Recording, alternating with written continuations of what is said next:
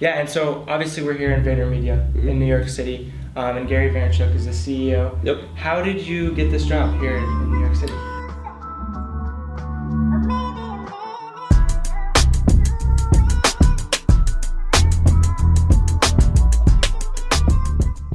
There's a show now, and you know it's going up. Plays in the millions, guess I'm finally blowing up. Oh, what the feeling, 10 years making beats.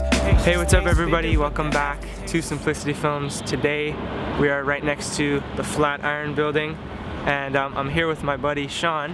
What's up, yo? You live in Brooklyn, right? Yep. Yeah, so tell them what you do. So I'm a dancer and filmmaker who's in college, but main focus right now making dance videos around the city and just getting short films together with friends for the whole year. So new videos are coming. Yeah, so we met like at the beginning of this year on social media, so it's super cool to link up with him here in New York. But for today's video, I'm trying to get to Gary Vaynerchuck, and what I mean by that is I'm trying to get Gary in this video some way, somehow. And I set up an interview with one of Gary's top filmmakers. His name is Tyler Babin. So I'm super excited. We're gonna sit down with him for 10 minutes and I'm gonna interview him for this vlog. So definitely get ready for that later today. And then hopefully I'm crossing my fingers that Gary, we're doing it at like 6 p.m. At VaynerMedia. So crossing my fingers that Gary is hanging out and he's staying late in the office, because then, you know, hopefully we'll be able to get him in the video. And just like getting him in the video for 60 seconds would be amazing. So that's the plan. Welcome to the first New York vlog. Let's get to it.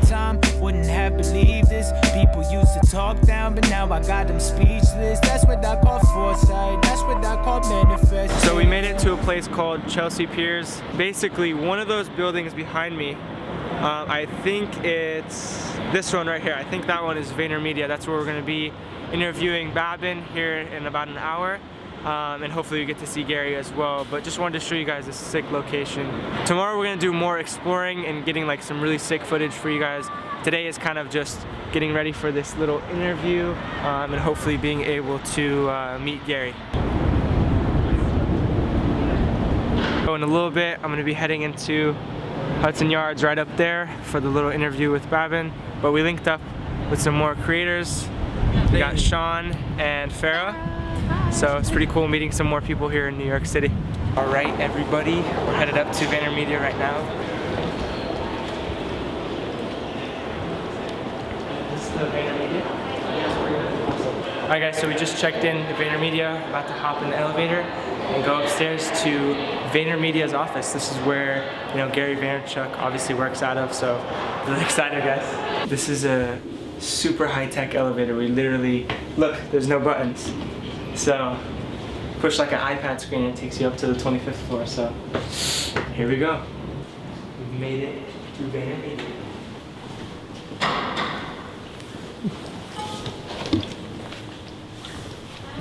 Hi.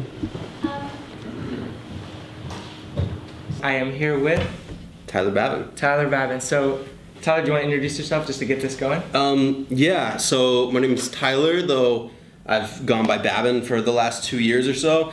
I'm a content creator, filmmaker, photographer, designer. I currently live in New York City, but I sort of bounce all over the world. And yeah, I just make stuff for a living. Awesome, yeah, so Tyler works here in VaynerMedia, here in New York City. And we reached out and so happy that, you know, we connected and made this possible. So really, I'm making this for my YouTube channel. Okay. A lot of people my age watch this channel, a lot of filmmakers. What's your age? Content. I just turned 18. 18, all right. Yeah, so it's really... that lets me understand my demo that I'm playing towards here. Definitely. So I think Tyler is a great example of a hardworking individual. Absolutely love his story, and I thought it'd be a really awesome idea to bring him out and really have you share your story. Appreciate that. So really what I want to get started with is what kind of got you into filmmaking and photography? It all started when I was like 7 or 8 years old, honestly. It was like, I was like a 93 baby. I just turned 25, so I pretty much had digital my entire life, which was nice, and I loved the instant gratification of like when my family got the first digital camera, I just ran around like a madman shooting everything. And then whenever I was like 10, I got my first video camera, and I was an only child, but I was really into magic tricks. Like that was my thing. Yeah. And being an only child, I like didn't have anyone to show the tricks I was learning to. So I would record myself doing the trick and then watch it back to like see how it was going. And then I started like editing them and playing around, and like that's where it all sort of sparked. And then there was like it switched, and all of a sudden I liked the content creation aspect more than the magic tricks I was doing, you know. And then I was super lucky. I went to a high school that had like a very advanced video kind of program. So basically from 9th grade through 12th grade, I spent every waking second that I could, lunches, free periods, in a computer lab practicing Premiere. Awesome. That's was really it. amazing. Yeah, and so obviously we're here in VaynerMedia in New York City, and Gary Vaynerchuck is the CEO. Yep. How did you get this job here in New York City? So whenever I was 21, I just turned 22, I knew it was time. I wanted to live in New York my whole life, and it felt like it was the right time to make that happen. So I was a big fan of Gary, but I never had actually thought about working for him until I found a graphic design internship open up.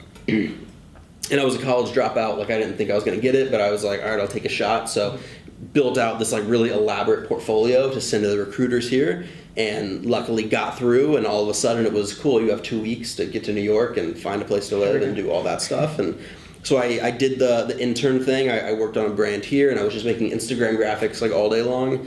And then Gary and I ended up sharing an Uber ride under kind of a crazy circumstance. And that 5-minute meeting became an hour-and-a-half meeting, and at the end of it, pretty much everything was put in place, and I had a job on his team. And then I spent 2.5 years working directly with him, shooting vlogs, creating his IG content, doing sort of creative direction at a high level. And now I'm sort of bouncing around a lot of different places in VaynerMedia, just refining. Awesome. That's incredible. And how big was that decision, coming to New York City? It was a big decision, but I don't know, it's life. So it's like, was it really a big decision? I don't know. Looking back at it, if I hadn't had jumped and like made that decision, I can't even imagine what my life would be at this point. Like, I'd just be like working like a bullshit job somewhere in Florida, like not really doing anything. So like, I think everything above survival is like just fancy shit. So I say like go do anything, because as long as it's not going to kill you, it's not that big of a decision. Awesome.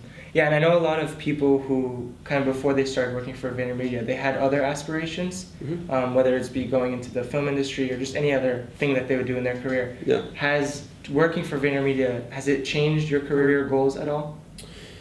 It has, but not in the way you'd probably think. So originally I thought I was going to be a fashion photographer, and then moved to New York and realized I didn't like fashion at all. So things kind of shifted. The funny thing is now I basically have no idea what I want to do with my life, which is funny because I had way more goals a few years ago, but being here has broadened my horizon so much, and it's changed my way of thinking, and I think so much bigger now that I'm scared to make a decision of like what I want my next job to be, because I don't think I've picked anything that's big enough yet. Everyone, especially even in this building of Vayner, it's all different, but I do not have a 9-to-5 job. I have like a lifestyle. Like I work around the clock, and it's not only what I'm doing here, but it's my own freelance work and like my vlog and my content. Like it works 24/7. So it's funny. I never even think to myself that I have a 9-to-5. But that being said, I know that I am tremendously further ahead and will be able to do way more stuff because of the effect Gary's had on my life. Like if I ignored that, like that would just be ignorant, right? Like it has played a part that I've been in the room with him for so long. And so it's funny, like someone actually asked me on Instagram the other day if I thought I was slowing myself down by working for someone, and I said it depends who you work for. Because for me, like I know I've sped up a whole bunch, and I'm sure that you could take 2 years right now, go work for someone who's at the pinnacle of what they do and get way better than what you can do on your own.